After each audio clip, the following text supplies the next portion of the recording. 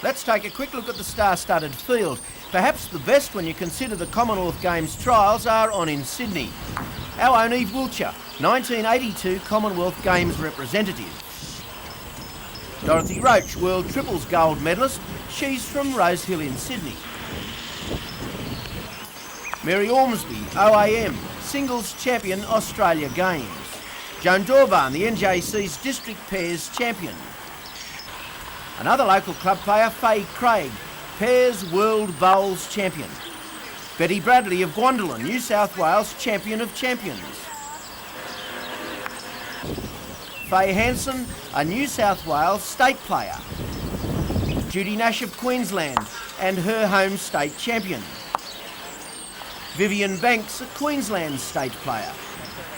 Mary Hornby of Katara, the Newcastle district singles champion. Pam Ellis of Gaimea, another New South Wales representative player. And finally Estelle Cook of Victoria, the state singles champion. It's a pretty good field with the games to complete with the final on Friday.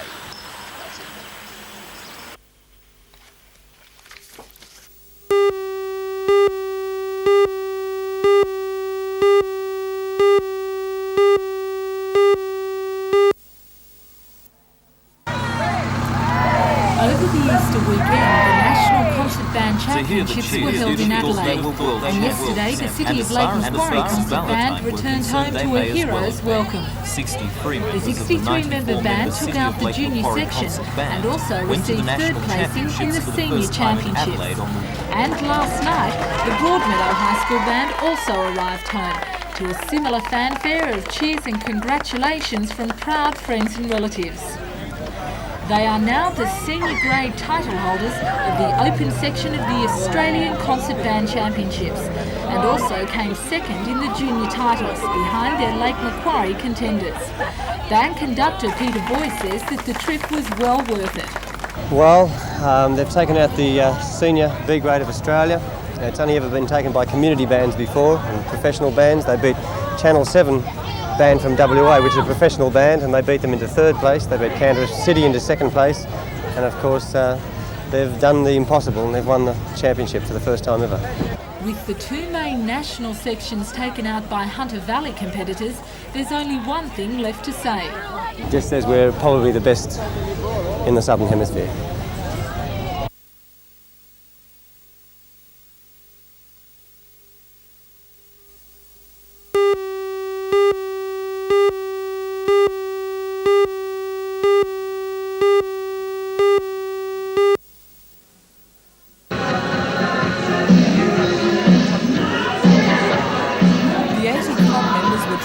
Melbourne-based designer Anthony Crawford's autumn and winter collection. The emphasis this year is on wide padded shoulders taken down to a narrow skirt. Blocked laces, materials with a sheen, imported lace and an understated elegance seem to be the order of the day. Representative for Anthea Crawford, Bernadette Berlin, says there's also a resurgence of strong colours. I think everyone's sick of wearing the dull colours that we all normally see winter after winter, so this year you'll be seeing a lot of sheen and beautiful bright colours, the cobalt, purple, jades, which are also nice and refreshing for winter. And it's a look that may take even the fashion-conscious male a little getting used to, with lots of shine and glitter. Lame has made a comeback and shiny suits are in vogue, but the lines are definitely reminiscent of the 50s as they have been over the past few seasons. Wide shoulders and baggy pants.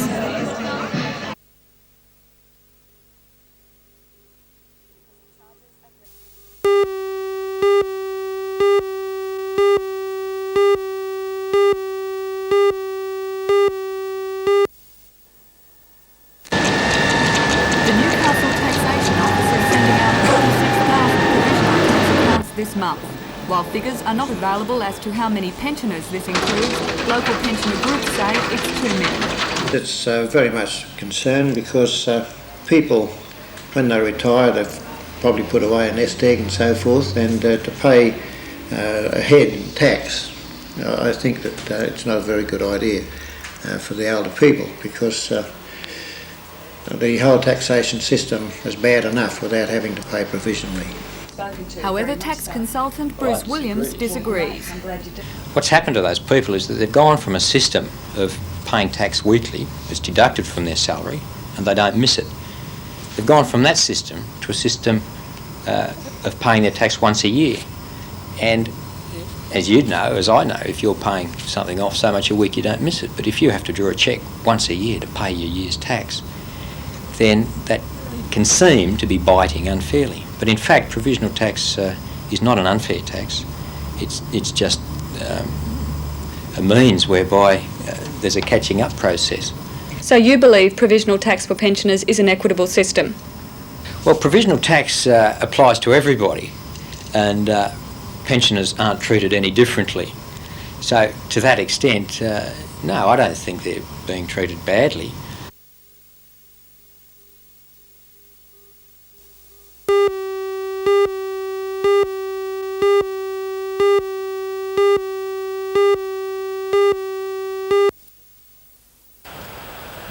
This stretch of land at Caves Beach is one of the few parts of the Newcastle coast largely untouched by development.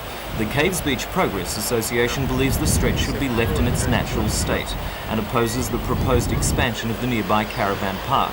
The development proposal by Boida Pty Ltd is for another 54 caravan sites, new duplex cabins and the development of a picnic area on this site. In a report to Council, its Development Control Unit concluded that the proposal does not conform with several local environmental plans. Advice against it has also been received from the Soil Conservation Service, the Department of Public Works and the Department of Environment and Planning. But despite strong objections from the Development Control Unit, the Council's own environmental officer and several community groups, the Council's Finance Works and Library Committee last night recommended in favour of the proposal. While full Council is yet to approve the development, Progress Association President Ken Rolfe fears it will. He says something in Council stinks. I just got me flabbergasted of why they have approved it, other than perhaps it's purely political. The Lake Council is also under fire for another of its decisions. The proposal to build a multi-purpose entertainment centre next to the swimming pool at Speers Point Park has been criticised by the Toronto Chamber of Commerce. The $3 million project will be paid for half by bicentennial funds, but the rest will come from the council kitty and public subscription. The Chamber of Commerce says Westlake's residents object to the council spending ratepayers' money on the project when they don't have adequate roads or sewerage. The Chamber Secretary Bill Jones says the Chamber has begun a survey of locals to gauge their support for the project and will present the findings to Council. Lake Macquarie Mayor Alderman Jeff Pasterfield last night criticised the Chamber for being negative and hindering development. Oh, I must make it clear we're not opposing the development at all. I've written to various media sources asking for residents of Lake Macquarie generally, not just the Westlake side, but residents of Lake Macquarie to correspond with us to say whether they're in favour of the centre or not. I think from the Chamber's point of view, that is a normal public relations exercise that should have been conducted by Council before any plans were drawn up to go ahead. Today, the Town Clerk John Rankin responded by saying that the development will not drain money from the Council's Works program. He said that, for example, 80% of this year's road sealing funds will be spent in the West Lakes area.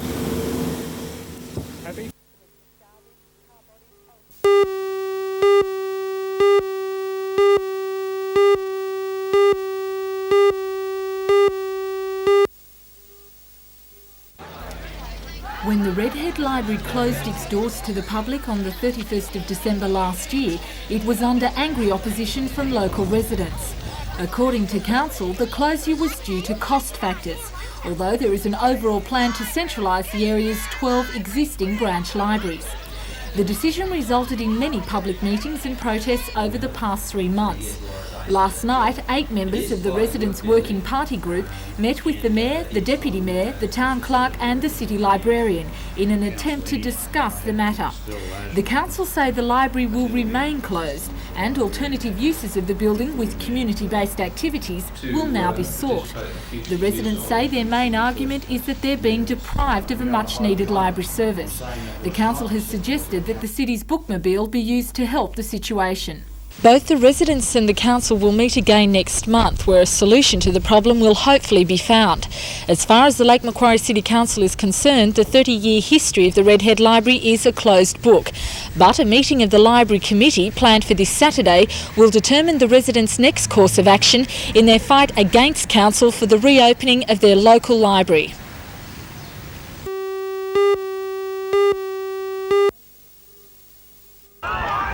The Newcastle Rugby Union consists of 2 divisions, 55 teams, 19 clubs of more than 1,000 active members. And this year's season is set to be a big one, matching the financial backing of the union sponsor. Last night, the state government employees credit union handed over 2 cheques, totalling more than $11,000. The money will be used in the promotion of rugby union, touring costs, as well as supporting the sport among junior players. It's the second year that the credit union has supported the NRU, and both parties are looking forward to a successful season together. Meanwhile, the Newcastle Rugby League's joint sponsorship was also announced last night. Carlton United Breweries, represented by Ken Stewart, and NBN, represented by Chief Executive Joe Sweeney, have joined forces backing the Newcastle Rugby League to the tune of $60,000. The teams under the NRL wing include North and South Newcastle, Central Charlestown, Waratah Mayfield, Western Suburbs, Lakes United, Cessnock, Kurri, Newcastle and Macquarie United. Teams which will cover the Hunter Valley region and will have both the financial and moral support of their 2 proud sponsors.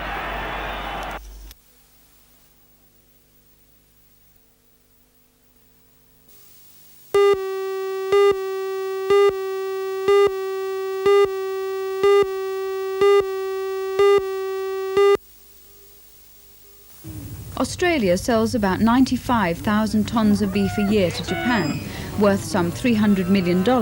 It makes us the second largest export market after the United States. Access to the lucrative Japanese market is covered by government-to-government agreement, which is due for renewal in early 1988, but preliminary talks are expected to start next year. I think we need to study very closely the Japanese requirements. There's certainly our beef, in their own estimation, is low quality down market beef. That is not to say it doesn't fulfil an important market niche, but anything we can do to be more competitive in the higher quality end of the market, which implies some grain feeding of our product, I think would give us a price premium over and above that which we're now enjoying. We can't afford to be complacent in the Japanese market. A range of other countries are very seriously intending to step up shipments to Japan. Small quantities of Mexican processing beef have been shipped to Japan recently, and of course Japan is importing small quantities of beef from Vanuatu. It's a competitive marketplace, and Australia has no monopoly over supplies of lean meat to Japan. Any indications from your visit just how much more beef the Japanese might be taking? Well, I couldn't afford to be specific in terms of numbers. If I'm too conservative, then our government negotiators will correctly criticise me for giving the game away before we start. If I'm overly optimistic, then I think I will be misleading people in Australia as to the market potential. I think we can look forward to strongly expanding access to that market over the next several years.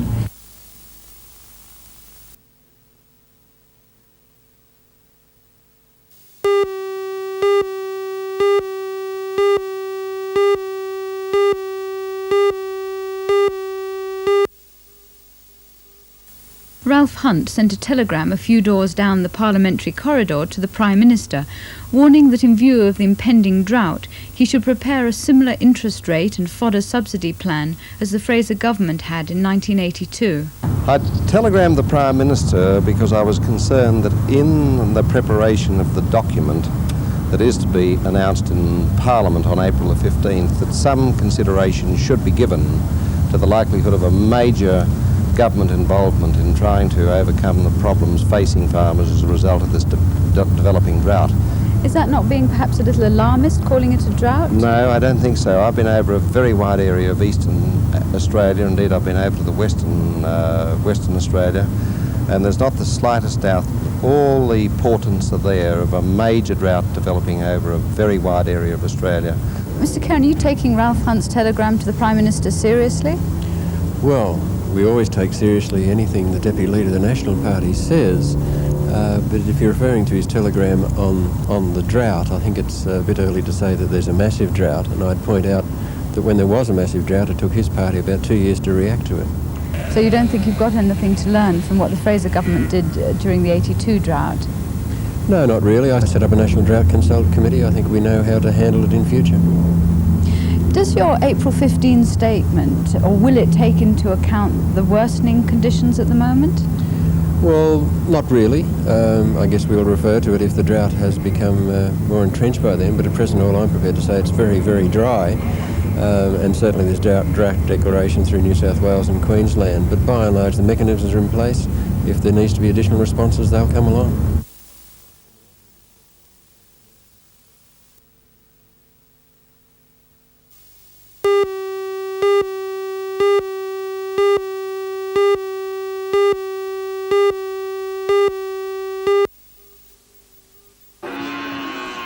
The gloomier outlook, according to the BAE, is due to the falling livestock prices because of continuing dry conditions and a weaker demand for wool.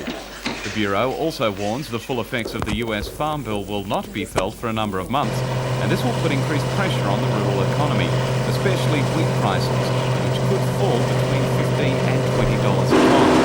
But according to the BAE's chief commodity analyst, Ralph Young, there are some bright prospects for the man on the land in the future.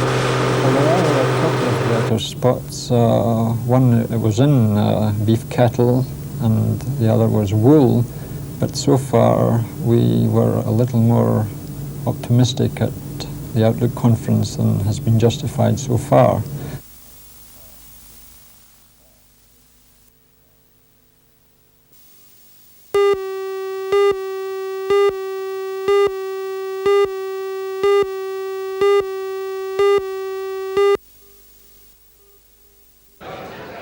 The new Contemporary Gallery is located in the old Teachers College building in Union Street.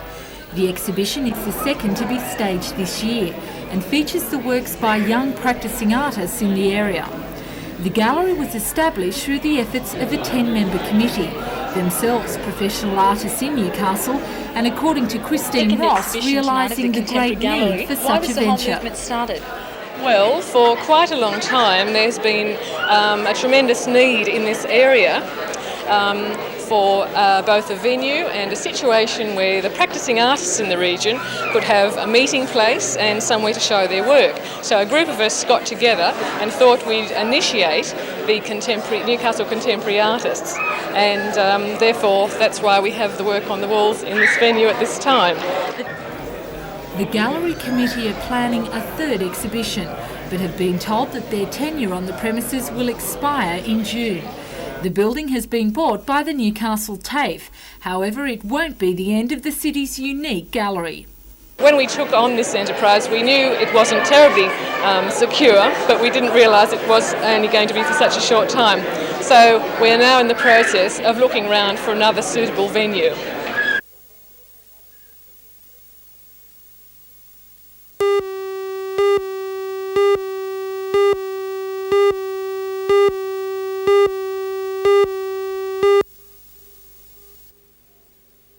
Well, it's got a 350 Chev supercharged. It's got a Jaguar rear end, which is Jaguar diff, sorry. It's got a Saganor gearbox. All the body's been fully customised. Took 3 years to build, as far as the body goes. All the interior's been all customised. The seats are all custom. Dash is custom. It's not often that you see a vehicle like this one parked in the next door neighbour's garage.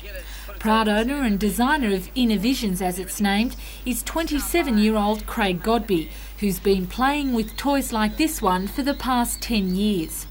He's spent more than $40,000 on the van, and it comes complete with a television set and quadraphonic stereo. After winning the national titles in Wagga last month, Craig is now the Australian king of customised vans, a hobby which evolved out of a simple repair job 10 years ago.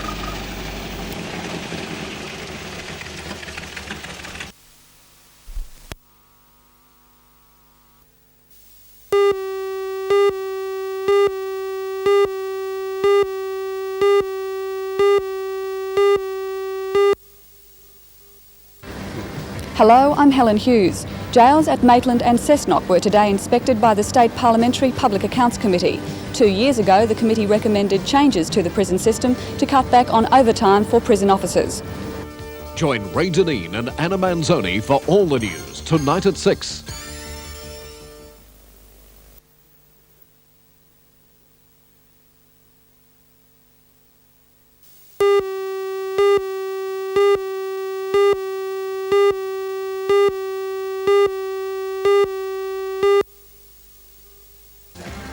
Hello, I'm Mark Warren. Several hundred vegetable and fruit growers from the Sydney region, Hunter Valley and Central Coast are taking part in the 3rd annual Mangrove Mountain Vegetable Field Day. And judging from the interest shown, the future for the small landholder looks bright. Join Ray Deneen and Anna Manzoni for all the news tonight at 6.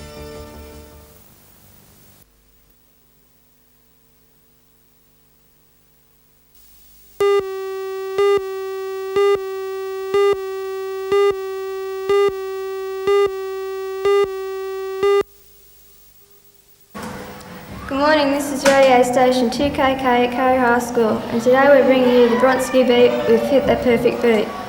This is now a familiar sound at Kurri High School during lunch breaks on Friday afternoons.